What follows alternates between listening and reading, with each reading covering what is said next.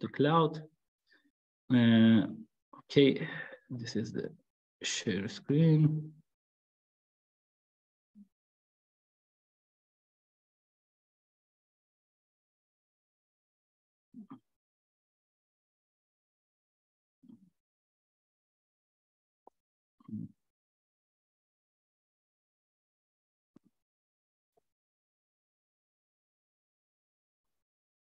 Great. So let's start this session. Yeah. So let me just bring this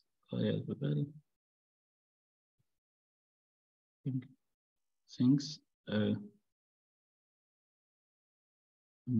Good. Yeah. So far, we talk about a streaming algorithm and several lower bounds that I have presented. Here, I just want to, and we discuss about, in particular, two problems, index problem and disjointness. And I mentioned that the disjointness works actually for randomized protocols. Also, it works if you have a multi-round communication. So it is good essentially for multi-pass streaming. Here, there is one more problem that I want to talk about, pointer chasing. This is some of the results that have been, first I will mention the problems and then I will talk about the like problem communication, complexity, hard problems. So this is the result by Algorithmic and Onak 2013. It says that solving the following graph problem in P passes required n plus 1 over P to the order 1. So essentially, if you want to have P passes, this is a typical thing that may happen in several problems. The space that you need it is n to the 1 plus 1 over P. So if P essentially becomes large, then it becomes linear. Otherwise, it would be like if P is equal to just 1 round, then it would be n plus some constant essentially, or 2 rounds or something like this. So if it is 1 over P, then P is equal to 1, it would be n a square essentially. So what are these problems? The first one is this undirected graph. The question that R, V, and W are at distance 2 times plus P plus 1. We talk about this 5/3 hardness using index before, but this is a bit stronger result. So the question that whether in undirected graph V and W at distance 2 times P plus 1 needs this amount of space. Also, the other question, is there a perfect matching? That also needs this amount of space. So these are in some sense stronger than the result that we have seen before. And finally, for directed graph, is there a directed graph from, is a directed path from V to W? Just checking that.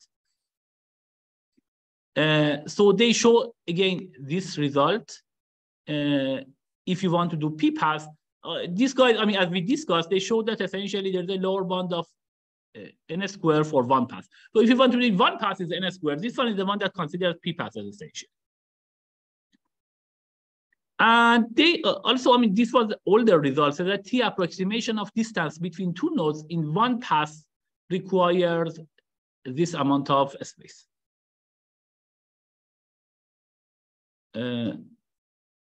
So this is some also, I mean, trade-off between T approximation and space. So you can, the T can be large, but then the space goes down. There is a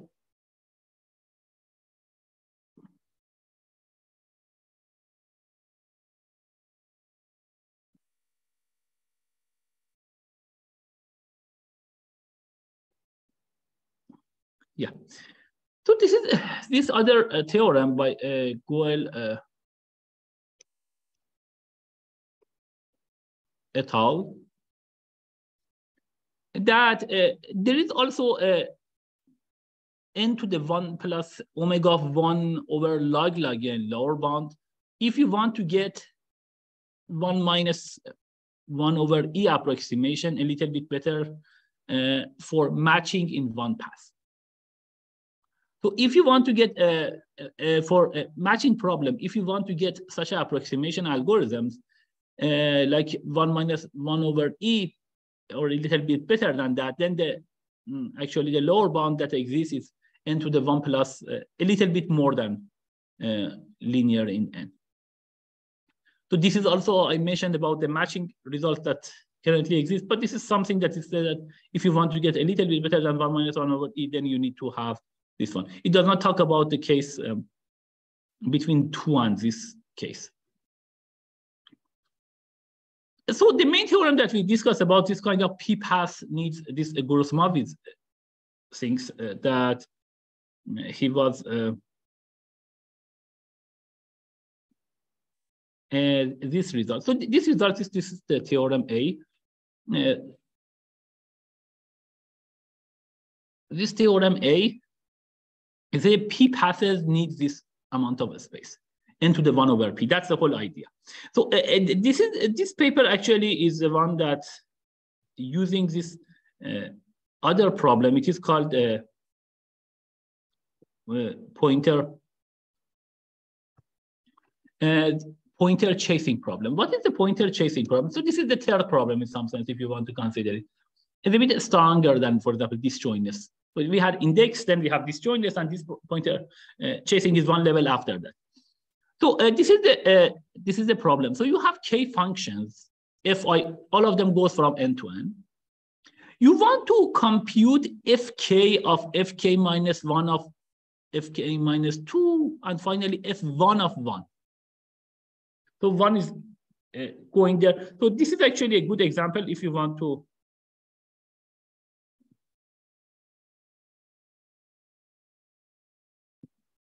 So you can think about this one. So this is like some of these guys are there. So this F1 essentially applies this one, it brings it to this layer. Then F2 applies it and brings it to this layer. F3 brings it to this layer, and so on and so forth. And you have k layers.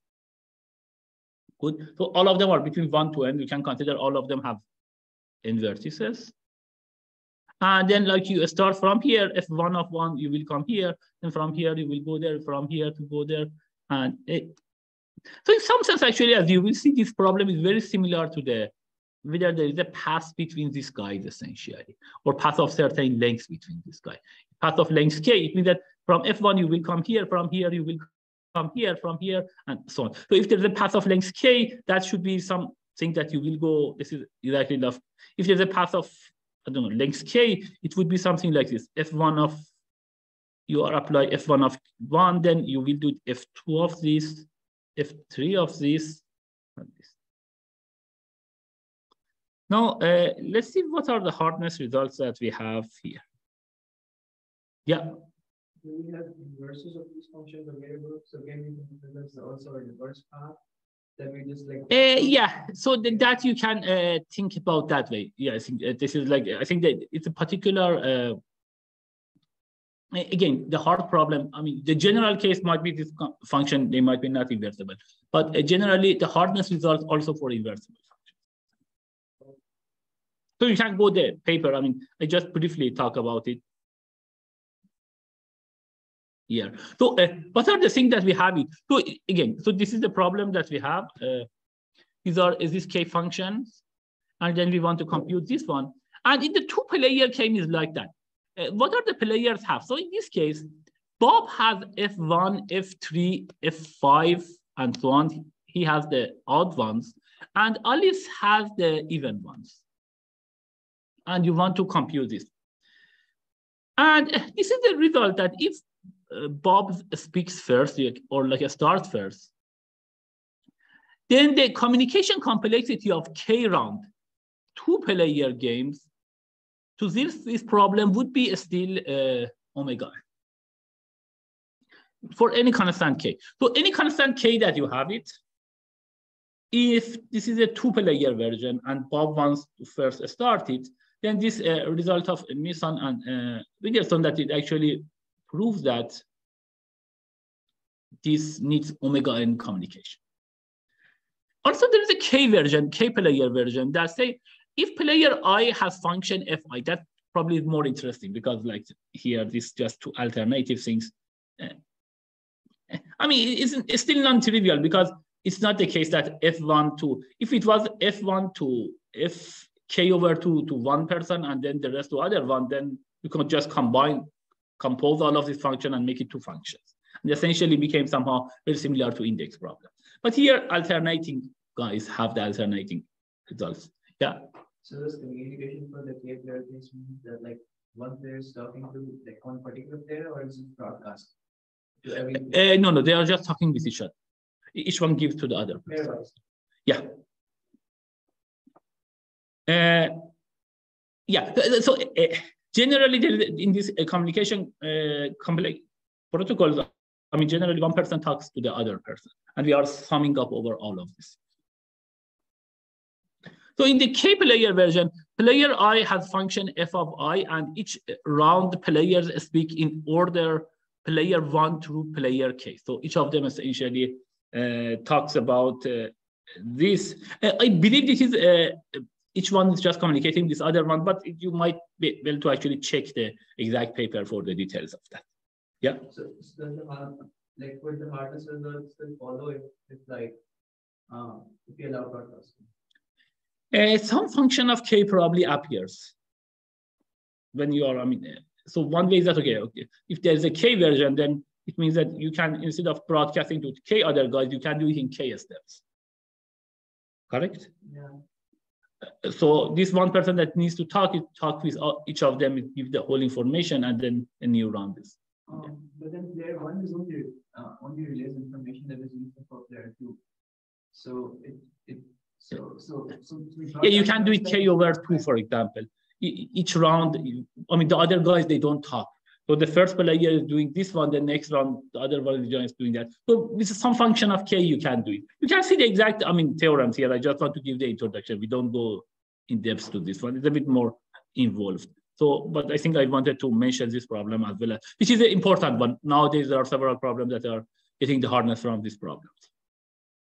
But anyhow, so this is the paper Goha and McGregor proved that computing the function in any K round player communication protocol needs order n bits exchange as well. And again, here omega n, there might be some function of K there as well. Then K is, especially is the theta of 1. So when we talk about K, where K is a constant, then even if there are K party Ks, also we need omega n bits. And finally,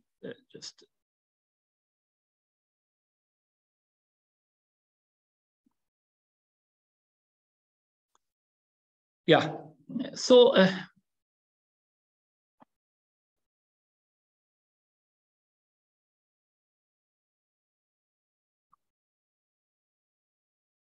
now using this one, the theorem that I have mentioned. So we can say that, I mean, for any algorithm that computes the first K layers of a BFS tree. So this is a problem.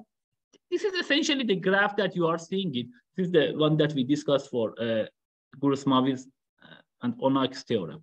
That applies for both perfect matching and shortest path problem. What was the theorem again? So let me just mention the.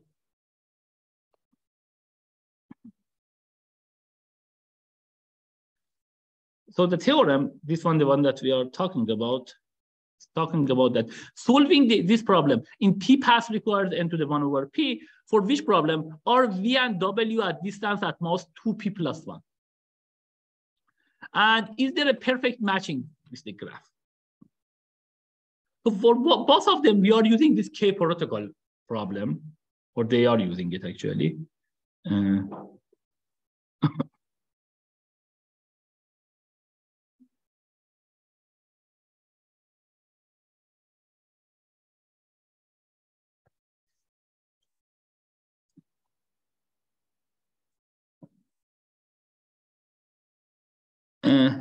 So using essentially this K-player version of the pointer chasing, and what do we call it? Pointer chasing, because I think this is essentially the idea. That's the reason that it's called pointer chasing, because this pointer is coming from here to here, and then from here it comes to here, then from here it comes to here. So that's the thing that is called pointer chasing problem. you can show for both of these problems, for shortest path and for matching, that in some sense you need to understand what are the k layers of this. So in some sense, to compute what is the shortest path or matching, these are like matching in general. Also, you can think about is can be done with some kind of like in bipartite graph. Is the algorithm that exists for that is mainly using shortest path algorithm. Like if you consider the Hungarian methods, that also finds some kind of, is doing some kind of BFS on the thing. So matching and shortest path, it seems both of them are some kind of BFS. And the idea is that for these problems, you need to see what is whether the length of this path between these guys. You need to have at least k layers of BFS you need to do on this graph. And so if you want to do k layers of BFS for a prescribed node, say for example in this case is source node, and this is some probability, at least 2/3, that essentially comes from this use of multi-chasing, pointer chasing for k layers. So either we require at least k/2 passes, or n to the 1 plus 1 over k space. So if one of them essentially should happen, either we need to have k pass. So in some sense, why k/2 or like function k? Because you for a BFS, so from this node you want to go there. So from this one you need to go to the next one. This you need one round of essentially path, because like this is a vertex. So here let me just show that. So this is a vertex, for example, S. In some sense, in one path, you can only go to understand who are the people in these layers. Why? Because in some sense, this is the start thing. You need to see what are the edges that are connected to this source S. So there's a stream of edges. So we are talking about a streaming algorithm. So here in the streaming algorithm, the set of edges are coming one by one. Good. And in the p-path version, we can go through it p times. So in some sense, in one path, from S, we know who are the people that are connected to us. In the next round, then these two probably because of this thing that I mentioned, you can consider it both ways. Then the next round, you need to see among these guys that are connected to us, who are connected to the next level. So you need to find the next level of BFS. In some sense, that's the concept of shortest path. So if you want to see what is the shortest path between these guys, then you need to do the BFS. See this is the first guy, who are connected to this vertex, then who are connected to these vertices. And in some sense, this says that either you need to do this. So in this case, you can't just have order n essentially edges, order n space, because you have S, then there are at most n vertices that you are doing that, then there are n vertices here, and so on and so forth. Either you need to do that, or if you want to do it a bit more efficient than this, then actually you have a space n to the 1 plus 1 over k.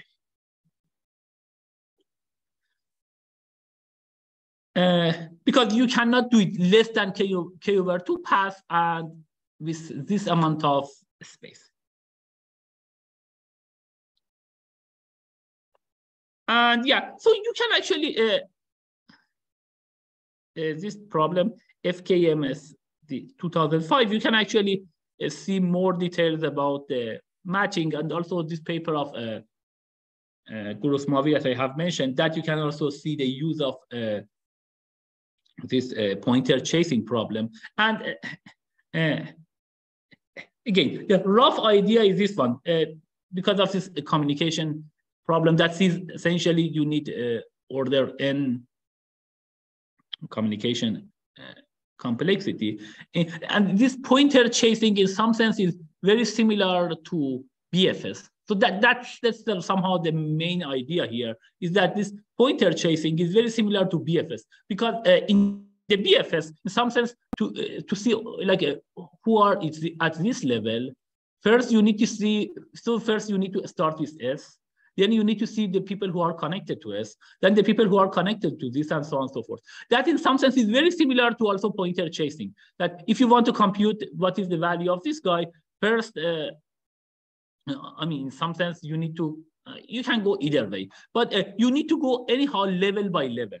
So in both of these problems, that BFS or this pointer chasing, you need to go level by level such that, and that's somehow the best way. You cannot skip levels and just combine them. That's the whole thing that I mentioned. You really need to go level by level such that you can compute this function, or you can see whether there's a disjoint path between, like, what is the length of the shortest path here. And as I mentioned, the matching also, the idea is that generally for matching also, we are running some BFS in some sense. So this is the one that we are starting from one vertex.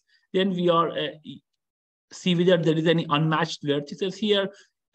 If there is a one unmatched vertices, then we are adding this one to the matching. This is the type of BFS that we are doing. If it is not like that, it means that all of these guys are matched essentially with someone.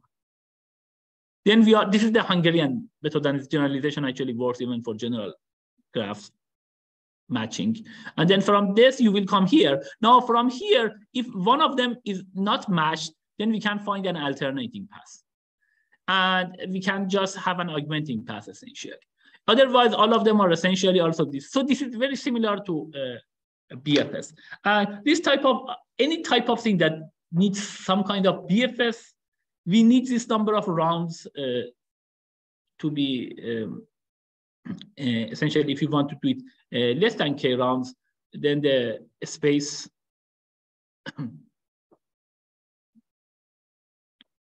would be like this. Yeah, so for any type of this kind of thing that you need this kind of key levels of BFS, that as I mentioned, for matching and for shortest path, as well as for this pointer chasing. This is the one that we are using it as a way to prove this one. It is the case that if you have p passes, then the time that you have it,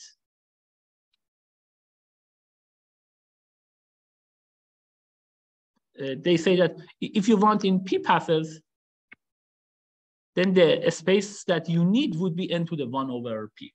And again, this is it's a bit more involved. You can see the proofs, especially in this paper, how he does it.